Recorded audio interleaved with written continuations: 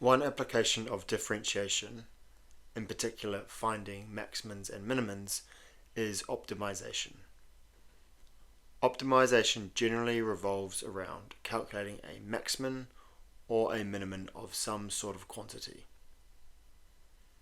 The questions tend to involve similar steps, which are figure out what you're trying to maximize, get an equation for that, rewrite that equation in terms of one variable only, differentiate, set the derivative to equal 0, because when dy dx on a graph is equal to 0, that is when you either have a minimum or a maximum, and then solve.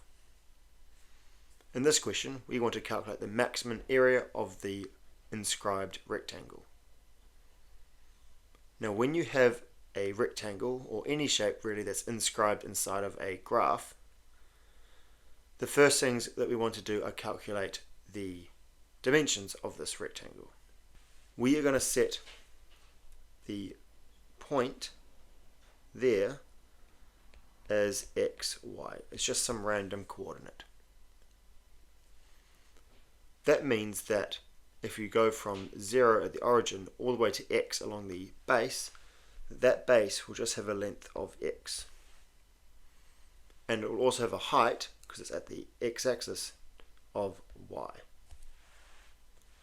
Which gives us an equation a equals x, y. Now we can't differentiate this yet because it's in terms of two variables. So the first thing I'm going to do is try and find an equation for y that gives us x. That is actually given to us already in the equation of the curve, and so we can substitute that equation in to our area equation. We get a equals x times 6 e to the power of 1 minus 0.5 x. Now we have an equation which is in terms of one variable only, and so we can differentiate. Now this is a product, so we need to use the product rule. We get dA dx equals, and the product rule says differentiate the first one, that's 1, times by the second, plus the first one times by the derivative of the second. Differentiating e's, we rewrite the function and times by the derivative of the power. Just going to quickly tidy this up. That gives us 6 e to the power of 1 minus 0.5 x, don't forget the x there, minus, and 6 times 0.5 is 3, so 3x e to the power of 1 minus 0.5 x. There is a common factor of 3 e to the power of 1 minus 0.5 x, so we could take that out to simplify any solving later, leaving us with 2 from the first one minus x from the second one. Now, because we're trying to maximize this, we're going to set dA dx equals 0. And now we can solve. Either, because there are two things multiplied together, one of them should equal 0.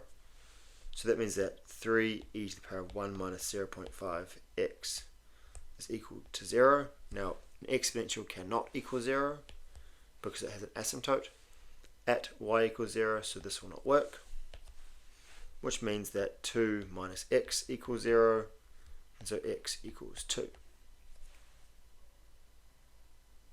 Now that we have x, we can find the area because that's what we originally asked for. Area equals, go back to the original function, 2 times 6 e to the power of 1 minus 0.5 times 2. Well, that's 2 times 6 e to the power of 0. And anything to the power of 0 is 1, so we just get 2 times 6, which is 12 units squared. Here we have a similar question, although slightly more complicated because now we have a triangle. We're told that the graph of y equals x times x minus 2m all squared is here.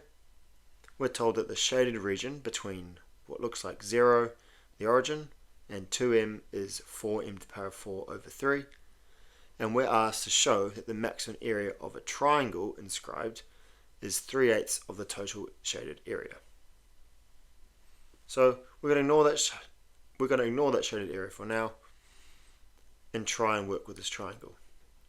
Well, similar to before, we have a point that touches the curve. We're going to let that have the coordinate x, y. Which means that the base, because it goes from the origin, is x, and the height is y. Area of this triangle is half base times height. And we already have an equation for y in terms of x, so we'll substitute that in to this equation.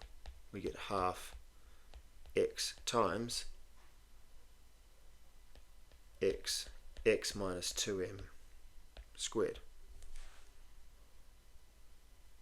Now I'm just going to simplify this slightly. That is half x squared times x minus 2m squared. Now we have an equation for area in terms of one variable only. M, of course, in this case is just a constant. We need to differentiate. Again, this is a product, so we're going to use the product rule. So we differentiate the first one. Half x squared differentiates to x times by the next one. Add on the first one times the derivative of the second. Well, this is brackets, so we bring the 2 in front. We rewrite the bracket. We reduce the power by 1, which just gives us 1. And we times by the derivative of the bracket, which is timesing by 1. Just going to simplify this slightly. We get x times x minus 2m squared plus half times 2 is just 1. So that's x squared times x minus 2m. And we can factorize this as well. Both terms have both an x and an x minus 2m. So we can factorize those two things out. We get x times x minus 2m. In the first term, that leaves just another x minus 2m. And in the second term, that leaves an x, which simplifies to x minus 2m, and 2x minus 2m. Now, because we're trying to maximize the area of this triangle, we'll set dA dx equals 0 and solve. That gives either x equals 0, x equals 2m, or 2x minus 2m equals 0, so 2x equals 2m, so x equals m. Now we have three solutions, so we need to use some sort of method to figure out which of these is our maximum. Now, we could use the gradients method, where we substitute numbers in between these values to see if the gradient's going up or down between our stationary points. But we don't actually know what m is, so we can't do that. We could also find the second derivative and substitute these values in, but it is a cubic. It might be a bit messy. The third option is just use a bit of logic and go back to the graph. If x were to equal 0, that means at this point here would have an x value of 0, and so it would be here. That no longer gives a triangle, that just gives a point. And so that's clearly not going to be our maximum. If x were to equal 2m, that means at this point is going to go all the way to here, which gives just a straight line, as there's no height. That's also not going to give a maximum. They'll also give an area of 0, which sort of leaves us with the only option as x equals m, which is somewhere in between, which gives us an actual triangle. And so because of that, we're going to use x equals m as our maximum.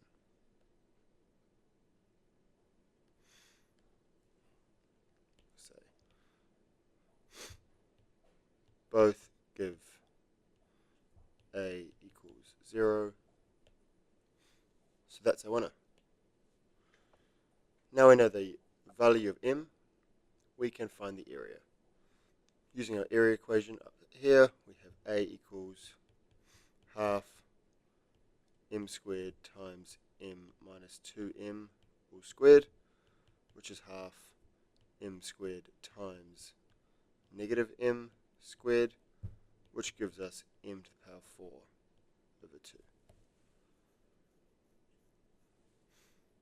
Now, comparing that to the total area, because that was the original question, show that the maximum area of the triangle is 3/8 of the total shaded area. So let's take the total shaded area and find 3/8 of it. Total is 4 m to the power 4 over 3. So 3/8 of total is 4 m to the power 4 over 3 times by 3/8.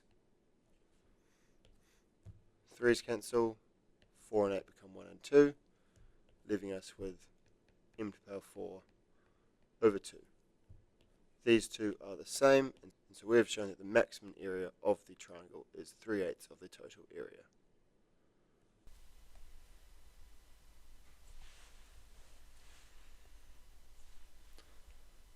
Next question. We have a cylinder, which in blue is cut out of this cone, which has the dimensions height is 3 and radius is 1.5. We're told to show that the maximum volume of the inscribed cylinder is pi centimeters cubed. First thing we should do, add in those dimensions. Height is 3, now this is of the cone, so I'm going to draw that right down the middle. There, that's 3. And radius of the cone, 1.5.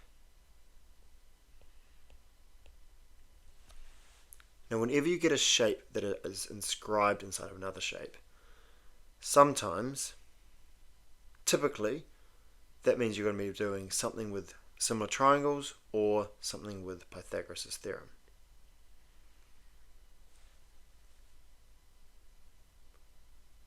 We'll also add the dimensions of the cylinder because that's what we want to maximize. Well, the height, I'll do this one in green, that's h, and the radius is r.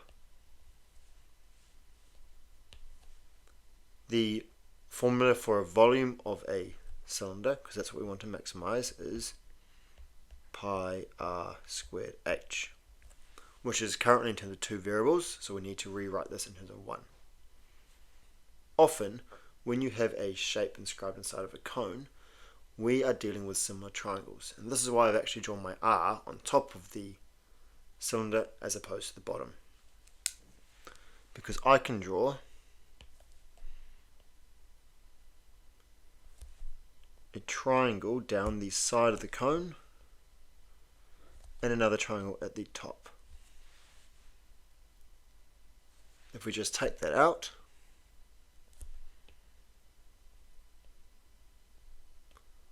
we have 1.5 at the bottom, 3 is the whole length,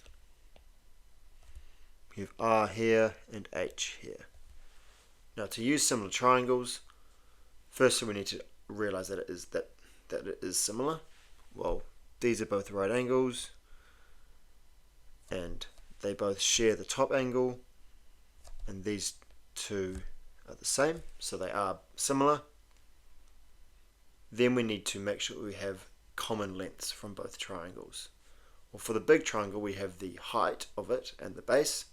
For the smaller triangle we have the base, but we currently don't have the height, but we know that this can be written as 3 minus h, as the bottom part is h and the total is 3. So we can use similar triangles, that is the ratios of common sides are the same. So you can either do the big divided by small or small divided by big.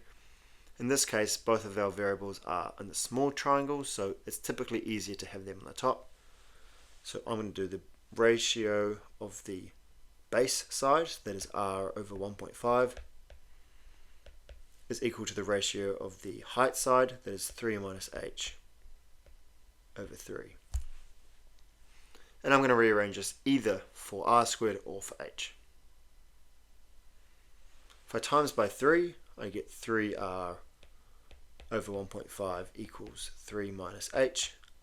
3 over 1.5 is 2, so that's 2r equals 3 minus h. I think it's easiest in this case to just rearrange for h equals in terms of r, because otherwise I have to square everything to get an r squared. Bring the h to the left hand side, bring the 2r to the right hand side, we get h equals 3 minus 2r. That's an equation for h. We can now substitute that into our formula for volume. So we have v equals pi r squared times h, which is 3 minus 2r. Now we can either use the product rule on this to differentiate, or we can expand. I think it's easy enough to expand here, so we can do that. That's 3 pi r squared minus 2 pi r to the power 3. That is our equation for volume in terms of one variable. Now we're going to differentiate. That gives dv dr equals 6 pi r minus, and differentiate the second one, that is 6 pi r squared, which has a common factor of 6 pi r, so let's take that out, leaving 1 minus r. To maximize this, we're going to set this to equal 0 and then solve. That means 6 pi r equals 0, which gives r equals 0, or 1 minus r equals 0, so r equals 1. Now clearly, if the radius of the cylinder is 0, that's not going to give a maximum volume. That will give a volume of 0. So clearly that's not the one, which means r equals 1 is our correct radius. Now to find the volume, v equals pi times 1 squared times 3 minus 2 times 1, which is pi, 1 squared is 1, times 3 minus 2 is times in by 1. So therefore the answer is pi centimeters cubed, which is what we were asked to find.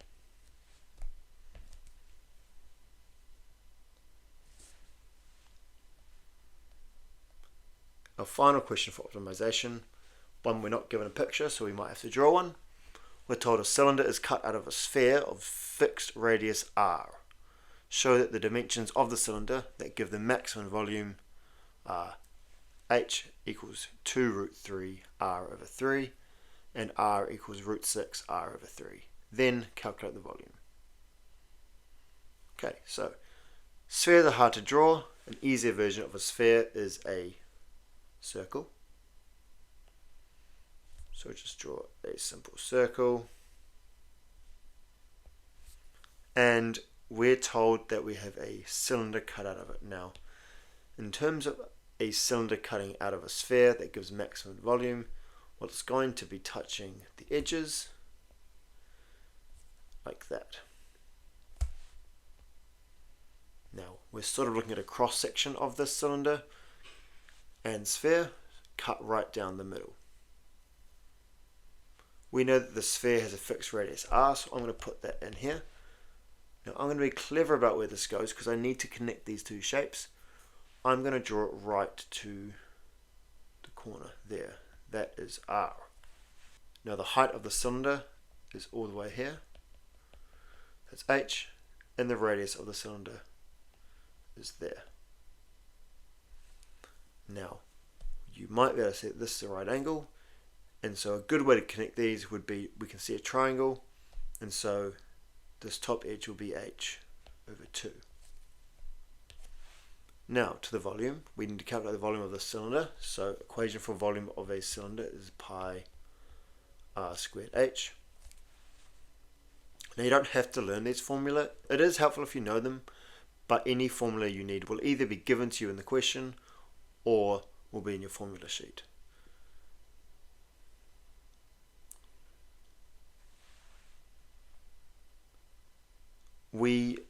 This formula is currently in terms of two variables, so we need to get rid of either r squared or h, and we've got a right angle triangle that involves r and h. Now the capital R is a fixed, that is not a variable, that is a constant.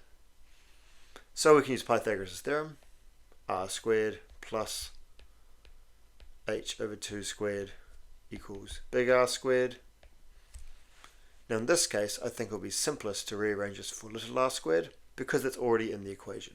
So that means that r squared equals big R squared minus, and if we just expand that bracket, we get h squared over 4. So we've now got an equation for r squared. We're going to substitute that into our r squared in the original equation. We get v equals pi times r squared minus h squared over 4 times h. We can either leave this as a product or we can expand. I think expanding is easy enough. Now I'm going to expand with the pi and the h because they'll all be multiplied together. That gives pi times r squared h. I'm going to leave all the coefficients on the front, so both pi and r squared are just fixed numbers, they're coefficients in this case. Then minus pi times h cubed all over 4. And that is our equation for volume in terms of one variable. Now we can differentiate. dv over dh is pi big R squared. Again, that is just a coefficient, so we don't have to touch it.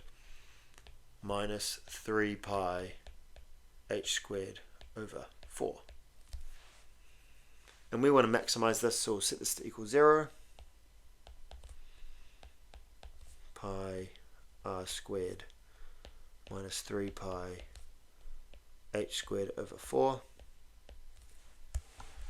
I'm going to bring the 3 pi h squared to the left hand side.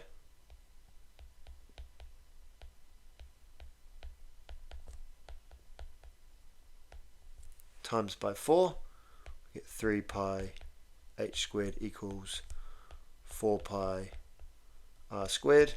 Now both of these have pi, so we can cancel that. I can divide by 3 to get h squared equals 4r squared over 3. Take a square root. H equals the square root, technically it's plus or minus, of 4r squared over 3. Now of course h must be greater than 0 because it's a physical dimension.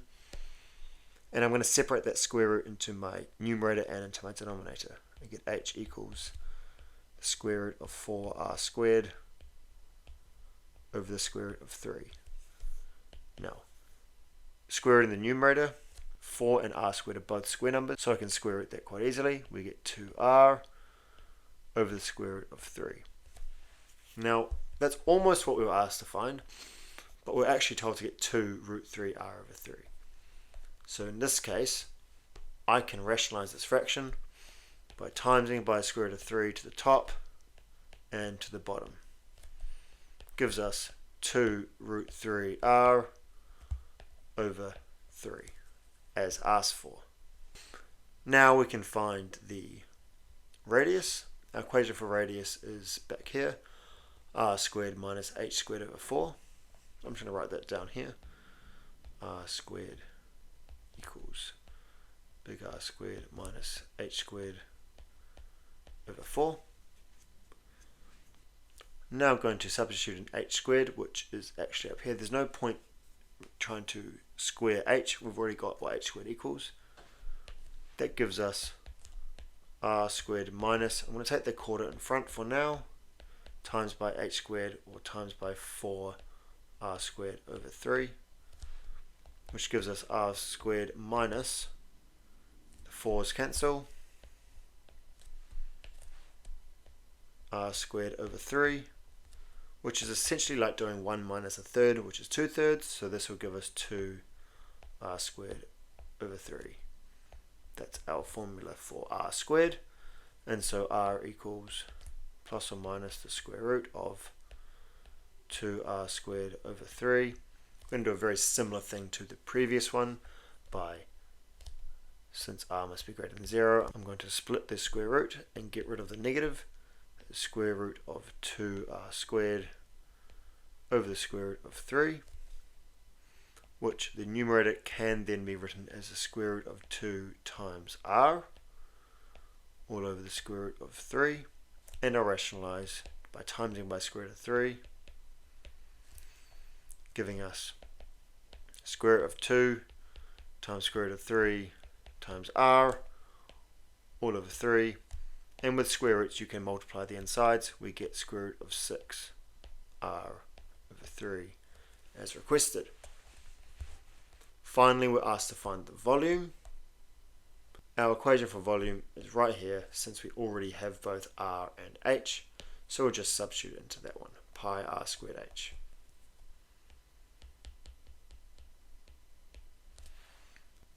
So we get pi times r squared is 2r squared over 3 from here, and h is from earlier 2 root 3r over 3.